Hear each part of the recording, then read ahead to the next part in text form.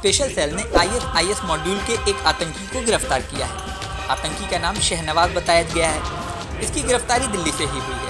Most wanted Islamic State terrorist was arrested in India's New Delhi amid a major crackdown by the country's top anti-terror agency. हाँ, सिर्फ वो बल्कि एक और murder Lahore के अंदर भी हुआ था। उसके बारे में भी somehow लोग ये समझ रहे हैं कि शायद ये भारतीय एजेंसी जो है इसके पीछे इन्वॉल्व है। जो इम्पोर्टेंट न्यूज़ है जिसको पाकिस्तान का मीडिया तो अभी तक हमें कंफर्म करता नजर नहीं आ रहा, लेकिन भारतीय मीडिया इस पे काफी बोल रहा है। राष्ट्रीय सुरक्षा एजेंसी यानी NIA ने इस आतंकी के ऊपर 3 लाख रुपए का इनाम रखा हुआ था। ये आतंकी NIA की मोस्ट वांटेड आतंकियों की लिस्ट में शामिल था। अगर देखा जाए तो उसने तो पाकिस्तान को झंझोड़ कर रख दिया है। एक दिन में 2-2, 3-3 अटैक हो रहे हैं। पहले तो बात की खालिस्तान के हक में आपने बात की, अगर हम खालिस्तानियों को उनका हकूक दे दें तो भाई जो पंजाब में आप रह रहे हो ये भी खालिस्तान में चला जाता है, तो आप दोगे? है कि जो 26/11 के मास्टरमाइंड जो हाफिज सईद के मेन एक जो सपोर्ट मैन था,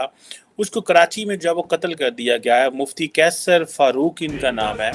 हाफिज सईद साहब के साथ जो मुंबई अटैक में जो इन्वॉल्व थे, इनकी इन्वॉल्वमेंट थी, उसके बारे में लोग राह की बातें कर रहे हैं। बल्कि मैं समझता हूँ ये बड़ी एक और इमेच्योर स्टेटमेंट है। क्या रॉ पाकिस्तान में ऑपरेट कर रही है?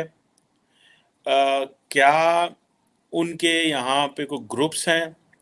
क्या उन्होंने किसी की सर्विसेज ली हुई हैं? रिपोर्ट भी कर रहे हैं कि भाई खालिस्तान तहरीक चल कामयाब हो जाए, तो इसी तरह से हमारे भी अंदर बलोचिस्तान तहरीक चल रही है। अब बलोचिस्तान मूवमेंट के बारे में पता ही होगा आपको। अगर हम वो हमारे लिए दुआ करें कि बलोचिस्तान कामयाब हो जाए, हम उनके लिए दुआ करें कि खालिस्तान बन जाए, तो पीस कहाँ चला जाएगा? क्या वो थर्ड कंट्री से ऑपरेट कर रहे हैं? वो कहाँ से और क्या कर रहे हैं? और इस हवाले से पाकिस्तान की जो लॉ एनफोर्समेंट एजेंसीज हैं, पुलिस जो है, they have not come up with any news.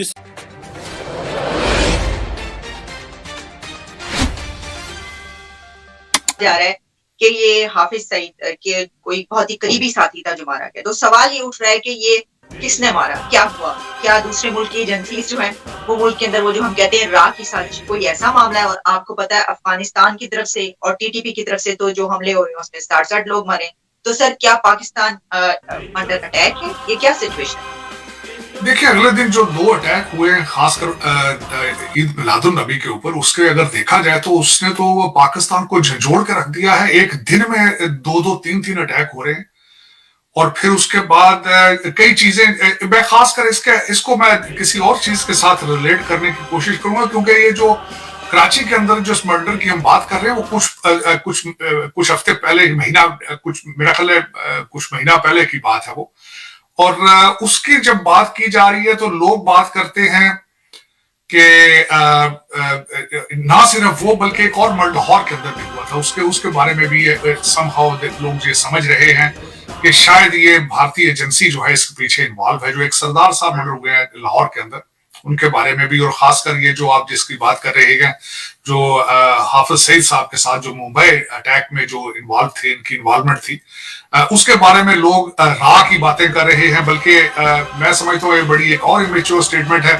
जो बलोचिस्तान के अंदर अटैक ईद मिलादुन नबी के हुआ है, उसके ऊपर भी हमारे जो इंटीरियर मिनिस्टर हैं उन्होंने फौरन उसका नाम राह के साथ अटैच कर दिया है। पहले दिन खबरों में आ रहा था शायद कि TTP इसमें इन्वॉल्व है, लेकिन TTP ने जब उसको डिनाई किया या उसके बारे में कुछ स्टेटमेंट दी, फिर ISIS-K के बारे में सोचना शुरू कर दिया। फिर वहां से भी जब बात नहीं बनी तो उन्होंने जब राह के जिम्मे लगा दिया। मैं समझता हूँ न्यूज़ है जिसको पाकिस्तान का मीडिया तो अभी तक हमें कंफर्म करता नजर नहीं आ रहा, लेकिन भारतीय मीडिया इस पे काफी बोल रहा है कि जो 26/11 के मास्टरमाइंड जो हाफिज सईद के मेन एक जो सपोर्ट मैन था, उसको कराची में जब वो कत्ल कर दिया गया है। मुफ्ती कैसर फारूक इनका नाम है, लश्कर तैयबा के थे और हाफिज सईद के बड़े करीबी साथी समझे जाते हैं।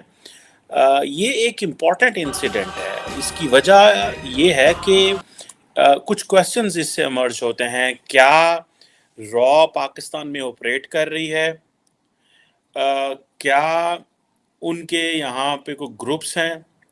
क्या उन्होंने किसी की सर्विसेज ली हुई हैं? क्या वो थर्ड कंट्री से ऑपरेट कर रहे हैं? वो कहाँ से और क्या कर रहे हैं?